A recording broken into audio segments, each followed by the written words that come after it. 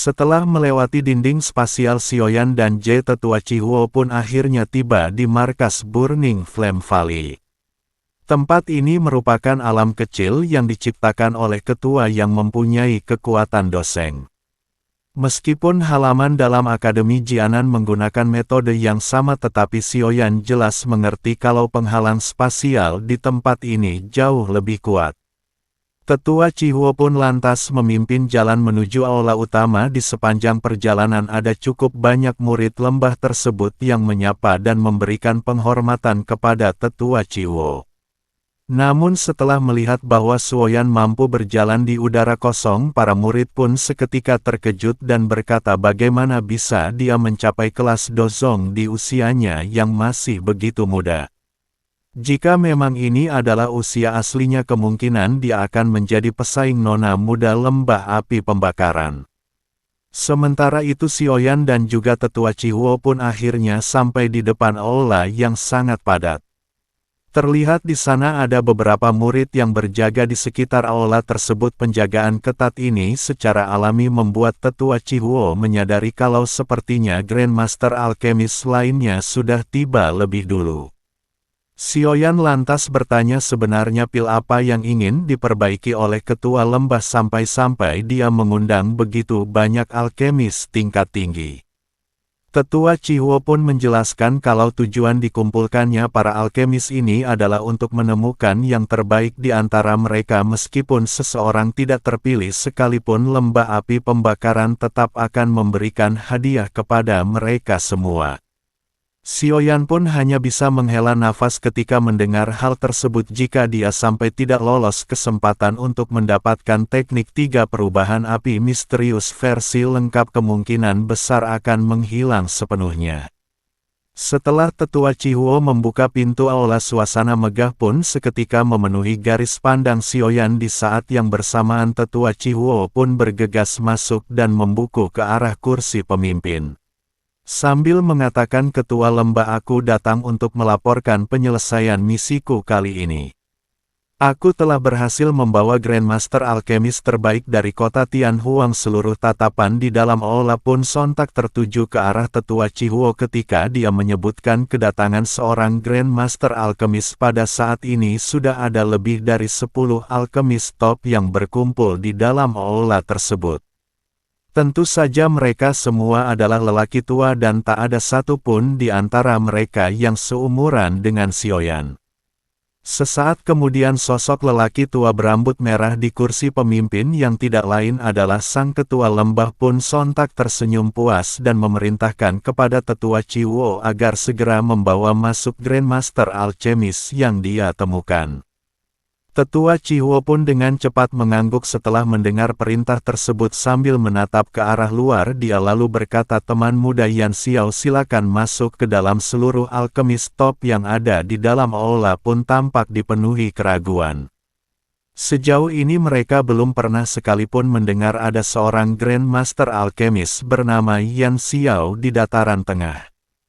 Di situ Xiaoyan sama sekali tak menghiraukan semua tatapan yang ditujukan padanya dan terus berjalan memasuki aula sambil memberikan salam penghormatan kepada sang ketua lembah pria tua berambut merah. Sang tetua benar-benar dipenuhi keterkejutan ketika melihat sosok pemuda yang ada di hadapannya. Dengan persepsinya yang sangat tajam, dia dapat melihat kemampuan Xiaoyan yang sebenarnya. Sesaat kemudian dia lalu mengatakan, teman muda, tidak perlu terlalu sopan, kau bisa memanggilku dengan sebutan Tang Zhen. Tak kusangka kau telah mencapai kelas dozong di usia yang masih begitu muda. Bakat ini sangatlah langka bahkan di seluruh wilayah dataran tengah. Beberapa seruan pun segera terdengar di aula besar ketika kata-kata Tang Zhen diucapkan. Para Grandmaster Alkemis benar-benar terkejut dengan bakat pelatihan Sioyan. Tidak hanya para alkemis wanita berbaju merah yang berada di samping Tang Zhen juga sangat terkejut. Gadis muda ini tidak lain adalah putri Tang Zhen yang dianggap sebagai jenius terbaik dari generasi muda yang ada di lembah api pembakaran. Sioyan pun mencoba bersikap tenang dan menjawab, ketua Tang Zhen sudah memujiku terlalu besar. Semua ini hanyalah sesuatu yang aku dapatkan berdasarkan keberuntungan belaka. Sambil berbicara Xiaoyan pun mencoba untuk mengukur kekuatan di tubuh Tang Zhen, namun dia sama sekali tak bisa menemukan petunjuk sedikit pun mampu menyembunyikan aura dengan sangat sempurna, membuat Xiaoyan yakin bahwa kekuatan Tang Zhen jelas berada di atas Liu Zunze. Salah seorang lelaki tua berjubah alkemis pun tiba-tiba bersuara dan mengatakan apa yang dibutuhkan saat ini bukanlah seorang dozong melainkan Grand Master Alkemis sejati. Tetua Cihuo, aku pikir kau sudah membawa seseorang yang salah sebagai alkemis top. Seseorang biasanya akan memiliki sikap arogansi, terutama bagi mereka yang memiliki kemampuan tinggi. Tentu saja pencapaian tersebut juga membutuhkan usaha serta kerja keras selama bertahun-tahun. Oleh karenanya beberapa alkemis yang hadir merasa tidak senang ketika mendengar Tetua Cihuo memanggil pemuda seperti Xiaoyan dengan gelar Grand Master Alkemis. Bagaimanapun gelar tersebut merupakan panggilan yang memiliki signifikan bahkan di wilayah Central Plains. Selain itu, syarat untuk bisa mendapatkan gelar ini sangatlah keras, di mana seseorang harus bisa memperbaiki pil obat tingkat 6 atau bahkan pil tingkat 7. Jika seseorang sudah mampu memperbaiki pil tingkat 8, maka mereka akan diberikan gelar yang lebih tinggi, yaitu Guru Alkemis. Tetua Cihuo pun sedikit mengerutkan kening setelah mendengar kata-kata orang tua ini. Dia lalu mengatakan, Grand Master Mo, tolong yakinlah bahwa aku yang lama masih memiliki sedikit penglihatan. Teman muda ini memang sudah mencapai persyaratan yang disebutkan oleh Ketua Lembah. Tang Zhen lantas berkata, jika itu benar-benar sesuai dengan apa yang disebutkan Tetua Cihuo, bakat teman muda Yanso ini mungkin jauh lebih besar daripada bakat putriku, mengingat untuk bisa memiliki keterampilan alkemis serta mencapai dozong di usia muda bukanlah sesuatu yang bisa dilakukan dengan mudah. Perkataan Tang Zhen ini secara alami membuat sang nona muda merasa terprovokasi. Selama bertahun-tahun dia belum pernah bertemu lawan di antara generasi muda yang sebanding dengannya. Penampilan Xiaoyan benar-benar telah membangkitkan semangat kompetitif gadis muda tersebut. Singkat cerita, Tetua Cihuo lantas membawa Xiaoyan ke salah satu kursi yang sudah disediakan di situ. Dia lantas memberitahu kalau lelaki tua sebelumnya bernama Grand Master Mo dan merupakan seorang alkemis tingkat 6 puncak. Namun dengan kemampuan Xiaoyan, Tetua Cihuo menyarankan untuk mengabaikan hal ini dan lebih baik fokus kepada dua lelaki tua yang duduk di samping Ketua Lembah. Mereka biasa dipanggil dengan sebutan Grandmaster Huang dan juga Grandmaster N pun buru-buru mengerahkan persepsi spiritualnya dan menemukan kalau kedua sosok yang disebutkan Tetua Cihuo itu ternyata adalah seorang alkemis tingkat 7. Ketua Cihuo menjelaskan bahwa kedua orang ini memiliki reputasi luar biasa di wilayah tengah. Selain keterampilan alkemis mereka yang sangat hebat, keduanya juga merupakan tetua eksternal dari Menara Pil. Selang beberapa waktu, Tang Zhen lantas menyapu pandangannya ke seluruh aula dan mengatakan, karena semua orang telah tiba, aku yang lama akan berbicara sedikit terkait masalah ini. Aku pikir sebagian dari kalian sudah menyadari bahwa aku berniat memperbaiki pil obat tingkat 7 puncak. Ekspresi semua grandem yang ada di aula pun seketika berubah ketika mendengar hal ini. Pil obat tingkat 7 dianggap cukup tinggi bahkan bagi Grandmaster seperti mereka berdua. Tetua Menara Pil yang ada di samping Tang Zhen pun perlahan membuka mata mereka dan berkata, Ketua Lembah, pil obat setingkat ini adalah sesuatu yang bahkan sulit diperbaiki bagi kami berdua. Meskipun keduanya merupakan alkemis tingkat 7, tetapi mereka hanya mampu memperbaiki beberapa pil tingkat 7 kelas rendah. Jika itu adalah pil kelas tinggi, peluang keberhasilan mereka sangatlah kecil. Tang Zhen pun berkata, kalian bisa menyerahkan masalah ini kepadaku. Meskipun aku yang lama bukanlah seorang alkemis, tetapi ada beberapa kemampuanku yang tidak dimiliki oleh kalian semua. Yang aku perlukan kali ini hanyalah dua alkemis yang mampu menahan api surgawi naga petir milikku.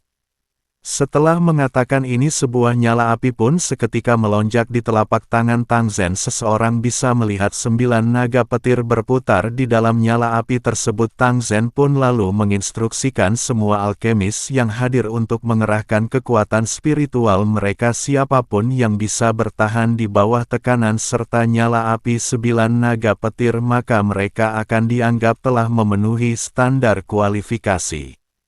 Api naga petir sendiri menduduki peringkat ke-12 di dalam daftar api surgawi. Oleh karenanya para alkemis yang hadir jelas menyadari seberapa besar kekuatan api tersebut. Meskipun kekuatan spiritual mereka tidaklah lemah, tetapi mereka tentu tidak akan bisa bertahan menghadapi ujian semacam ini. Dua tetua eksternal dari Menara Pil merenung sejenak sebelum akhirnya berkata, "Ketua Lembah Tang, kita semua tahu api surgawi 9 naga petir mengandung kekuatan tenaga yang dapat mengejutkan jiwa seseorang. Sepertinya tidak ada satupun dari kami yang sanggup untuk menghadapinya." Tang Xin pun sontak tersenyum dan mengatakan, "Grandmaster, tolong yakinlah bahwa aku yang lama mengetahui batasan terkait hal ini. Aku jelas tidak akan membiarkan siapapun sampai terluka. Selama seseorang mampu bertahan dalam kurun waktu 10 menit, maka itu sudah lebih dari cukup. Bahkan jika kalian tidak sanggup bertahan, lembah api pembakaran milikku tetap akan memberikan hadiah yang sangat memuaskan." Setelah mendengar perkataan Tang Zhen, salah seorang alkemis bernama Hua Chen pun akhirnya memberanikan diri untuk mencoba ujian tersebut. Lelaki tua ini termasuk alkemis tingkat 6 yang memiliki beberapa reputasi di wilayah tengah. Sesaat kemudian Grandmaster Hua Chen lantas mengepalkan tangannya dan sekelompok api merah membara pun seketika melonjak keluar. Kobaran api tersebut perlahan berubah menjadi sebuah avatar seukuran telapak tangan. Avatar ini sepenuhnya terbentuk dari kekuatan spiritual. Namun Hua Chen dia telah menambahkan lapisan pelindung api di bagian luar avatar spiritual tersebut. Suoyan pun melirik lapisan api berwarna merah itu sembari bergumam, api orang ini seharusnya berasal dari api binatang buas, namun masih ada terlalu banyak celah jika dibandingkan dengan api surgawi. Tampaknya Grandmaster Hua Chen tidak akan bisa bertahan lama seperti yang dikhawatirkan Sioyan. Begitu avatar api tersebut memasuki area api naga petir, suhu panas membara yang dipancarkan seketika membuat kekuatan spiritual Hua Chen dimusnahkan hingga tak tersisa. Hal ini secara alami membuat Hua Chen terdorong mundur beberapa langkah ke belakang sembari menunjukkan ekspresi pucat di wajahnya. Setelah mengatur napas, Hua Chen pun akhirnya mengakui kekalahan dan segera kembali ke kursinya. Beberapa alkemis lainnya termasuk Grandmaster Asmo yang sebelumnya mengujek Sioyan pun lantas maju satu persatu untuk mengikuti ujian, namun tidak ada satupun di antara mereka yang mampu bertahan lebih dari 10 menit. Tang Zhen jelas cukup kecewa ketika melihat para alkemis yang hadir mulai berguguran satu demi satu. Sepertinya dia hanya bisa berharap kepada kedua tetua eksternal dari Menara Pil. Setelah ujian berlangsung cukup lama, kini peserta yang tersisa pun hanya tinggal dua tetua Menara Pil dan juga Sioyan. Tentu saja semua orang hanya memandang Grandmaster Menara Pil dan juga Grandmaster Huan yang dikenal sebagai alkemis tingkat 7 dan sama sekali tak menghiraukan keberadaan Sioyan. Selang beberapa waktu Grandmaster Huan lantas mengambil giliran dan perlahan mengeluarkan sebuah nyala api berwarna putih yang memancarkan udara dingin. Seisi aula termasuk Tang Zhen pun seketika terkejut ketika melihat api putih yang ada di tangan Grandmaster Huan. Sejauh yang mereka ketahui, api ini seharusnya diperoleh dari tubuh Skyborn Python yang hanya akan muncul di sekitar area pohon Chilling Flame berada. Jika semua orang yang hadir sampai tahu bahwa api surgawi tersebut sudah jatuh ke tangan Sioyan, kemungkinan mereka semua akan langsung merasakan keterkejutan yang luar biasa. Di saat semua orang masih sibuk dengan pikiran mereka masing-masing, api putih di tangan Grandmaster Huan pun perlahan berubah menjadi seekor ular piton berwarna putih dan langsung melesat ke dalam area api 9 naga petir. Seperti yang dibicarakan memang memiliki beberapa kemampuan, dia bahkan mampu mempertahankan nyala api dan menghindari setiap serangan dari sembil naga petir. Tepat ketika waktu menunjukkan angka 10 menit, Grandmaster Huan pun segera menarik kembali piton api miliknya sebelum diterkam oleh api surgawi 9 naga petir. Sambil menghela nafas lega dia lalu berkata, itu memang layak menjadi api surgawi di peringkat 12. Aku sendiri bahkan harus mengakui kehebatannya. Tang Zhen pun tampak tersenyum sembari mengucapkan selamat kepada Grandmaster Huan atas keberhasilannya. Setelah itu dia lantas mempersilakan kepada Grandmas Xiao untuk mengambil giliran. Selanjutnya berbeda dengan Grandmas Huan, Grandmas Xiao hanya memiliki sebuah api binatang kelas menengah, alhasil dia pun hanya bisa bertahan selama 7 menit sebelum akhirnya gagal. Kekecewaan pun sekali lagi melintas di mata Tang Zhen. Sejauh ini baru ada Grandmaster Huan yang berhasil lolos, sedangkan dia membutuhkan 2 orang alkemis untuk membantunya. Karena hanya tersisa Xiaoyan seorang, Tang Zhen lantas bertanya dengan sedikit keraguan, teman muda Yan Xiao, apakah kau juga ingin mencobanya? Pun perlahan tersenyum dan mengangguk, karena aku sudah datang ke tempat ini tentu saja aku harus mencobanya.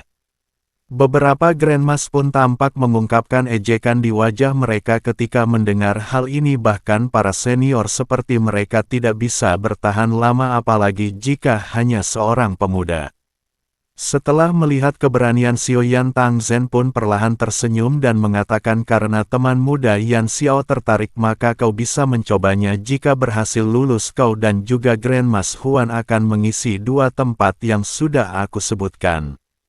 Xiaoya pun perlahan berdiri, dia segera mengepalkan tangannya dan nyala api hijau giok pun dengan cepat melonjak di atasnya. Kontrol Xiaoyan terhadap api hijau giok saat ini benar-benar telah mencapai kondisi di mana dia bisa memanipulasi api tersebut sesuka hati. Dengan kata lain, selain Tang Zhen tidak ada seorang pun di dalam aula tersebut yang mampu bersaing dengannya dalam hal pengendalian api. Bahkan kedua tetua eksternal dari Menara Pil sekalipun.